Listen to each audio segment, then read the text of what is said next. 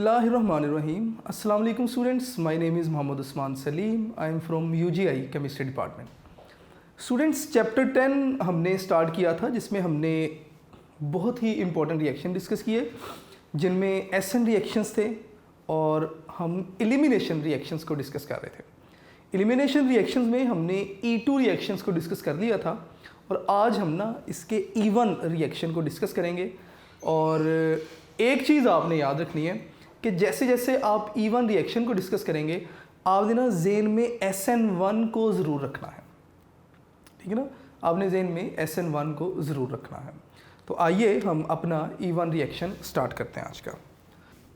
Elimination reactions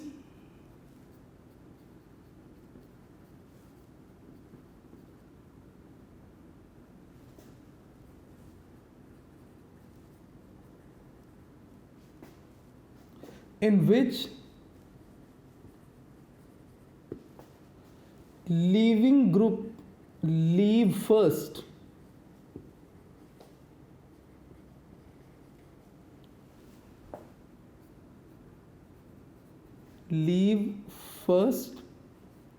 followed by removal of hydrogen. मैं बहुत ज़्यादा डीप डिस्कशन में नहीं जाऊंगा क्योंकि ये सारी चीज़ें ना हम ऑलरेडी SN1 में डिस्कस करके आ चुके होंगे। थोड़ा सा यहाँ पे जो डिफरेंस आएगा मैं वहाँ पे डिटेल डिस्कशन भी करूँगा, ठीक है। तो इस तरह के ये जो रिएक्शन होते हैं ना इन्हें आप E1 रिएक्शंस का नाम देते हैं। स्टूडेंट्स, ये ना 2 स्टेप रिएक्शन होते हैं, 2 स्टेप मैकेनिज्म होगा इनका। जैसे जैसे आगे चलेंगे मैं डिटेल में बात भी करता जाऊँगा। नेक्स्ट आपने इसकी ना एग्जाम्पल बता देनी है। मैं इसकी एग्जाम्पल यहाँ पे लिख देता हूँ। लेट्स सपोज हमारे पास अल्काइल हैलाइड है and that is let's suppose bromine CH3CH3CH3, ठीक है। अगर आप इसका रिएक्शन करवाते हैं KOH अल्कोहलिक के साथ तो होगा क्या कि as a result of reaction आपके पास ये जो ब्रोमीन है ये रिएक्शन करेगा इस पोटाशियम के साथ, KBr बनेगा, ठीक है।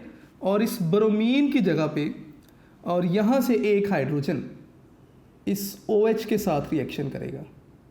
तो इसका मतलब आपके पास जो प्रोडक्ट्स बनी उसमें KBr है, एक हाइड्रोजन ने OH के साथ रिएक्ट किया तो H2O।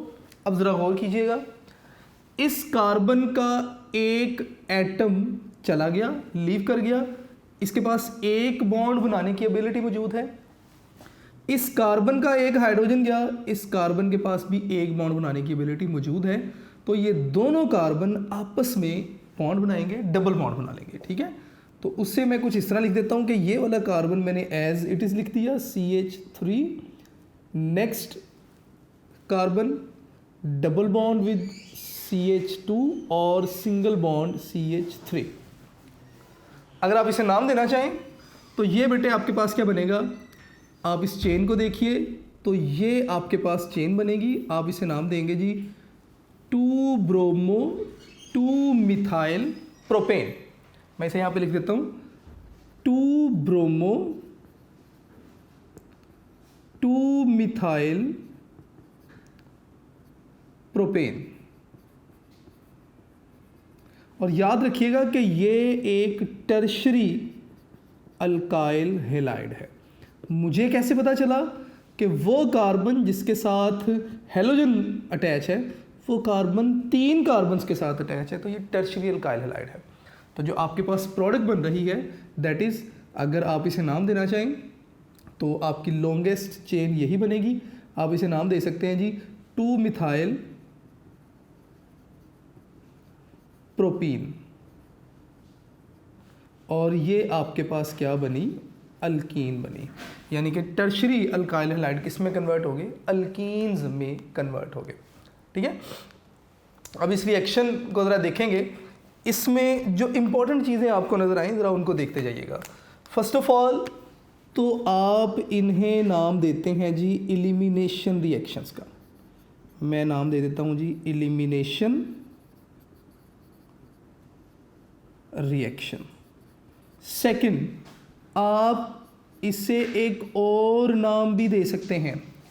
इस अल्काइल हैलाइड में से हाइड्रोजन भी निकला और ये हैलोजन भी निकल गया, तो मैं इसे नाम दे सकता हूँ कि डीहाइड्रो हैलोजिनेशन। आप इसे डीहाइड्रो हैलोजिनेशन का नाम भी दे सकते हैं। इसके अलावा यहाँ पर क्या हो रहा है, यहाँ पर ये जो टर्शरी अल्काइल हैलाइड है ये कन्वर्ट हो रहा है किसमें, अल्कीन में। तो मैं यहाँ पे लिख दूंगा कि टर्शरी अल्काइल हैलाइड ये किस में कन्वर्ट हुआ, ये कन्वर्ट हो गया अल्कीन में। ठीक है, टर्शरी अल्काइल हैलाइड अल्कीन में कन्वर्ट हुआ। मैं इसे ज़रा हाईलाइट कर देता हूँ ताकि आपको डिफरेंस समझ आ जाए कि ये इसका मतलब नेक्स्ट स्टेप है और ये जो एरो है इसका मतलब कन्वर्जन है। ठीक है, अब ना हम बात करते हैं जी इसके मैकेनिज्म की, लेकिन मैकेनिज्म को डिस्कस करने से पहले ना एक छोटा सा फ़र्क आपने दोनों में देख लेना है। मैं यहाँ पे लिखूँगा कि even reactions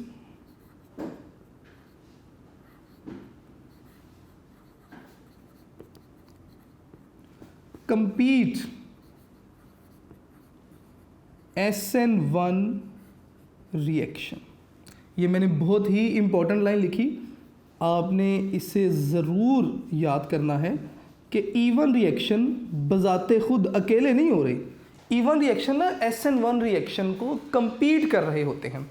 किस तरह ये compete कर रहे होते हैं मैं यहाँ पे लिखूँगा, ज़रा गौर कीजिएगा स्टूडेंट्स। लेट्स सपोज कि मेरे पास ना अल्काइल हैलाइड है, टर्शरी अल्काइल हैलाइड। मैं टर्शरी अल्काइल हैलाइड को कुछ इस तरह लिख देता हूँ कि कार्बन जिसके साथ ये ब्रोमीन है और 3 कार्बन और भी अटैच है। ठीक है, अब होता क्या है कि आपने OH के साथ रिएक्शन करवाना है। अगर तो OH रिएक्ट करेगी एज न्यूक्लियोफाइल, मेरे वर्ड्स को गौर से सुनिएगा, अगर OH रिएक्ट करेगा एज न्यूक्लियोफाइल तो ये रिप्लेस कर देगा दूसरे न्यूक्लियोफाइल को। ठीक है, तो जब ये दूसरे न्यूक्लियोफाइल को रिप्लेस करेगा तो ये न्यूक्लियोफिलिक सब्स्टिट्यूशन रिएक्शन होगा, SN1 रिएक्शन होगा। न्यूक्लियोफाइल रिप्लेस होता है अगर, तो प्रोडक्ट आपके पास क्या होगी, कार्बन है इसके साथ OH आ गई और बाकी कार्बन वैसे ही मौजूद है और साथ में ब्रोमीन, यानी कि न्यूक्लियोफाइल ने न्यूक्लियोफाइल को रिप्लेस कर दिया। तो ये आपके पास क्या बना, प्रोडक्ट बनी, अल्कोहल बनेगी और ये SN1 होगा। और दूसरा केस ये हो सकता है कि अगर OH एक्ट करेगा एज बेस, तो बेस को तो हमेशा एसिड चाहिए, H पॉजिटिव चाहिए, तो ये OH किसी एक कार्बन के H पॉजिटिव से रिएक्ट करेगा। ठीक है, और आपके पास जो प्रोडक्ट यहाँ पे बनेगी वो अल्कीन बनेगी। कैसे बनेगी मैंने यहाँ पे लिख भी दिया हुआ है सारे प्रोडक्ट्स। तो इसका मतलब अगर SN1 रिएक्शन होते हैं तो SN1 रिएक्शन में OH रिएक्ट करेगा एज न्यूक्लियोफाइल, कौन जी, OH। और अगर आपके पास इवन रिएक्शन हो रहा है तो इवन रिएक्शन में OH एक्ट करता है एज बेस। ये बातें आपने याद रखनी है। अगर बेस एक्ट करेगा तो H के साथ रिएक्शन करेगा और अल्कीन बनेगी। ठीक है, अब मैंने लिखा कि E one reaction compete SN1 reaction. Let's suppose आपने सबस्ट्रेट लिया, आपने क्या किया, OH ऐड किया। अब OH में एबिलिटी है कि वो न्यूक्लियोफाइल की तरह भी एक्ट करे और बेस की तरह भी एक्ट करे। तो इसका मतलब ये दोनों प्रोडक्ट्स बन रहे होंगे। बिल्कुल हाँ, ये दोनों प्रोडक्ट्स बनेंगे। 83% आपके पास अल्कोहल बनेगी और 17% अल्कीन बनेगी। तो मेजर प्रोडक्ट आपके पास कौन सी बनी, अल्कोहल। इसका मतलब SN रिएक्शन जब हो रहा होता है ना, तो इवन रिएक्शन SN रिएक्शन को कंपीट कर रहा होता है। ठीक है, आपने ये बात को अच्छे तरीके से समझ लेना है और ये लाइन आपको अच्छे तरीके से पता होनी चाहिए। ये एज MCQ आपसे पूछा जा सकता है। अब आगे चलते हैं। अब ना हम इसका मैकेनिज़्म डिस्कस करेंगे। तो मैकेनिज़्म इसका बिल्कुल वैसे जैसे आपने पहले डिस्कस किया हुआ है, कोई उसमें चेंज नहीं। जहाँ पे चेंज आएगा मैं आपसे वो डिस्कस भी करूँगा। तो इसका जी मैकेनिज़्म है जी। सबसे पहले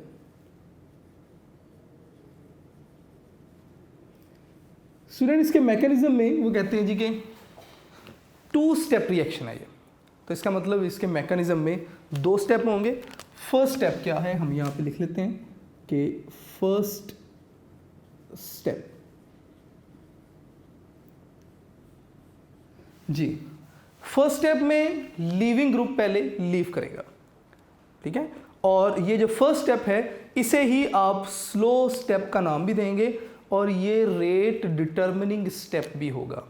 लीविंग ग्रुप लीव करेगा in the presence of a polar solvent, और पोलर सॉल्वेंट आपके पास वाटर भी हो सकता है, मिथनॉल भी हो सकती है, इथनॉल भी हो सकती है, ठीक है। तो मैं यहाँ पे सबसे पहले फर्स्ट इसका जो स्टेप है उसे लिखूंगा। आपके पास ना टर्शरी अल्काइल हैलाइड है which is CH3CH3Br which is a tertiary alkyl halide। अब होता क्या है इस स्टेप में कि ये जो ब्रोमीन है ना, ये क्या करेगा, ये in the presence of a polar solvent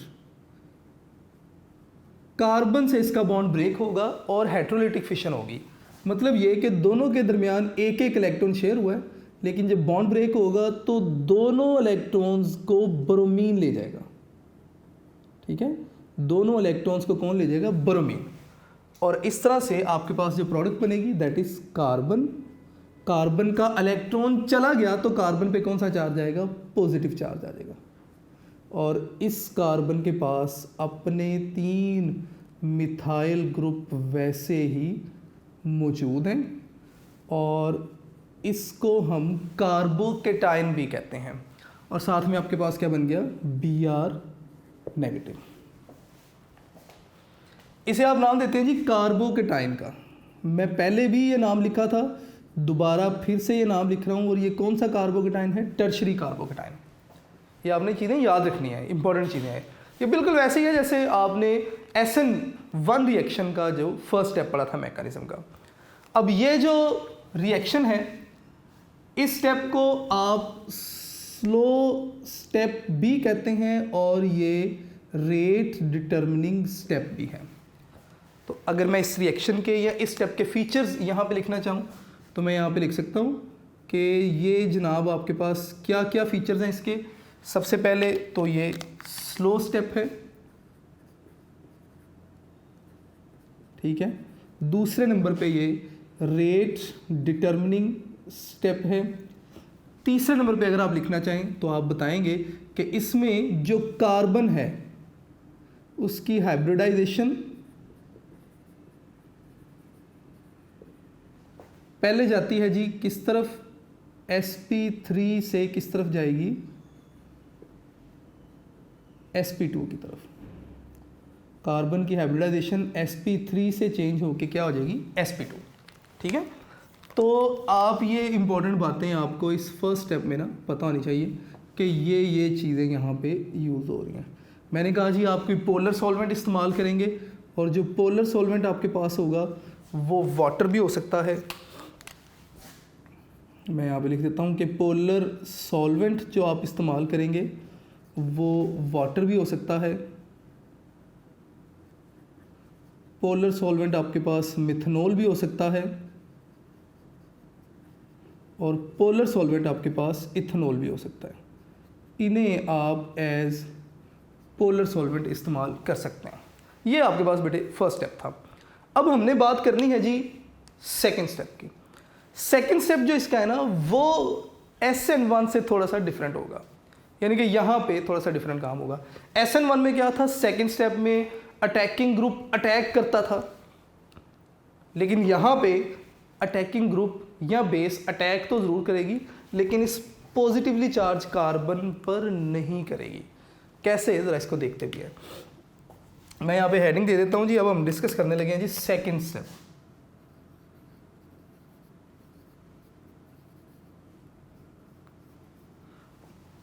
अब सेकंड स्टेप में होगा क्या, कार्बोकेटाइन है CH3 CH3 CH3 और पॉजिटिव चार्ज। अब ये जो कार्बोकेटाइन है ना, मैं इसे ज़रा आसान करके आपके लिए ज़रा कुछ इस तरह लिखना चाहता हूँ कि ये कार्बन और इस कार्बन के ये 3 हाइड्रोजन, तीनों हाइड्रोजन पार्शियल पॉजिटिवली चार्ज है, ठीक है। अब ये जो OH जो है ये क्या करेगा, ये एज बेस अटैक करेगा किस पर, इस पार्शियल पॉजिटिवली चार्ज हाइड्रोजन पे या एसिडिक हाइड्रोजन पे। अब जब ये हाइड्रोजन को ले जाएगा तो ये जो बॉन्ड है ये शिफ्ट होगा यहाँ पे, फिशन यहाँ पे भी हाइड्रोलाइटिक होगी, हाइड्रोजन अपना इलेक्ट्रॉन भी दे देगा इस कार्बन को। कार्बन का बॉन्ड तो ज़रूर टूटा, लेकिन कार्बन के पास एक एक्स्ट्रा इलेक्ट्रॉन आ गया, अपना इलेक्ट्रॉन उसके पास ही था, एक्स्ट्रा इलेक्ट्रॉन भी आ गया। कार्बन अपना एक्स्ट्रा इलेक्ट्रॉन ना इस कार्बन को दे देगा और इस कार्बन का पॉजिटिव चार्ज जो है वो ख़त्म कर दिया जाएगा। मैं रिएक्शन कंप्लीट करता हूँ, शायद मेरी बात आपको समझ भी आए। ज़रा गौर कीजिएगा हुआ क्या, ये जो कार्बन था मैंने एज इट इज लिख दिया, सेंटर वाला कार्बन, इसके साथ 2 मिथाइल ग्रुप जो थे वो मैंने एज इट इज लिख दिया, दोनों methyl group as it is मौजूद है। बेस ने इस हाइड्रोजन पे यानी कि ऊपर जो कार्बन था इसके हाइड्रोजन पे अटैक किया और इसके हाइड्रोजन को लेगी। अब इस कार्बन के पास बचे 2 हाइड्रोजन,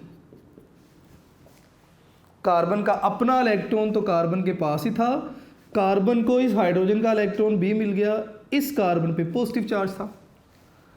तो ये इलेक्ट्रॉन क्या करता है, ये हाइड्रोजन वाला इलेक्ट्रॉन तो पहले इस कार्बन को देगा और इसका पॉजिटिव चार्ज ख़त्म करेगा, ठीक है। और फिर इस कार्बन के पास जो एक्स्ट्रा इलेक्ट्रॉन अब आ गया ये उसके साथ क्या करेगी, डबल बॉन्ड बना लेगी। तो इसे मैं बड़ा सिंपल करके अगर लिखना चाहूँ तो मैं इसे इस तरह भी लिख सकता हूँ कि CH2 और ये आपके पास क्या बन गई, अल्कीन बन गई। स्टूडेंट्स ये आपके पास फर्स्ट स्टेप है, ठीक है। इसके फीचर्स अगर आप लिखना चाहें तो आप बता दें कि ये हमारे पास क्या है, ये फर्स्ट स्टेप है, ठीक है। इसके अलावा आप बता दें कि इसमें जो हाइब्रिडाइजेशन है वो चेंज होती है कब या किस तरफ से किस तरफ, hybridisation changes from sp2 to sp3। और किसकी हाइब्रिडाइजेशन चेंज हो रही है, कार्बन की हाइब्रिडाइजेशन चेंज हो रही है। ये बातें आपने याद रखनी है। लेकिन उसके बाद कुछ वो बातें जो हमने यहाँ पे डिस्कस की, अब हम उनको ज़रा बोर्ड पे लिखते जाएंगे। फॉर एग्जांपल आपने इस रिएक्शन की सबसे पहले बता देने पॉइंट्स के क्या क्या हैं, कितने स्टेप रिएक्शन है, मॉलिक्यूलैरिटी क्या है, ठीक है। तो इसको मैं यहाँ पे ज़रा लिखता जाऊँगा। अब सबसे पहले मैं लिखूँगा जी यहाँ पे ये रिएक्शन जो है ये 2 स्टेप रिएक्शन है। 2 स्टेप कह दिया तो इसका मतलब इस रिएक्शन में 2 स्टेप इन्वॉल्व हैं, ठीक है। इसमें 2 स्टेप इन्वॉल्व हैं। फर्स्ट स्टेप जो था मैं सबसे पहले उसके लिए लिख दूंगा और उसके बाद हम यहाँ पे सेकंड स्टेप को भी डिस्कस कर लेंगे। फर्स्ट स्टेप जो था ये इसमें लीविंग ग्रुप ने लीव किया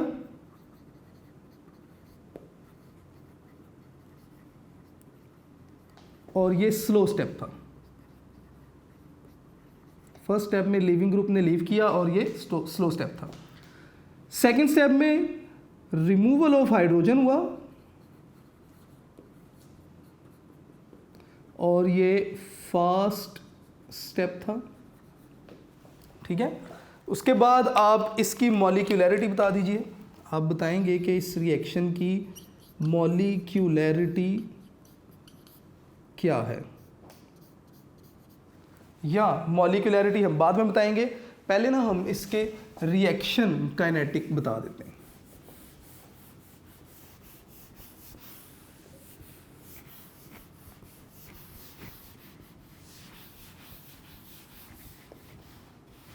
मैं यहाँ पे लिखूँगा जी इसके रिएक्शन काइनेटिक्स। वैसे ये काम आप लोगों को खुद करना चाहिए, लास्ट लेक्चर में बड़े अच्छे तरीके से बता चुका हूँ मैं, लेकिन चले फिर भी अब आप बताएंगे इसके रिएक्शन काइनेटिक्स। स्टूडेंट्स ये जो रिएक्शन है ना, अगर हम इसकी रेट इक्वेशन देखेंगे तो rate is directly proportional to the molecules which are present in slow step, और स्लो स्टेप में सिर्फ अल्काइल हैलाइड मौजूद है, तो इसका मतलब directly proportional to concentration of alkyl halide. या मैं इसे कुछ इस तरह भी लिख सकता हूँ कि रेट जो है वो डायरेक्टली प्रोपोर्शनल है या इक्वल है, रेट इक्वल हो जाएगा जी constant into concentration of alkyl halide. अब ज़रा बताइए कि रेट इक्वेशन में कितने मॉलिक्यूल इन्वॉल्व हैं, सिर्फ अल्काइल हैलाइड, तो इसलिए फिर इस रिएक्शन की जो मॉलिक्यूलैरिटी क्या होगी, दैट इज़ 1। इसीलिए आप इन्हें E1 रिएक्शन भी कहते हैं कि E1 यानी कि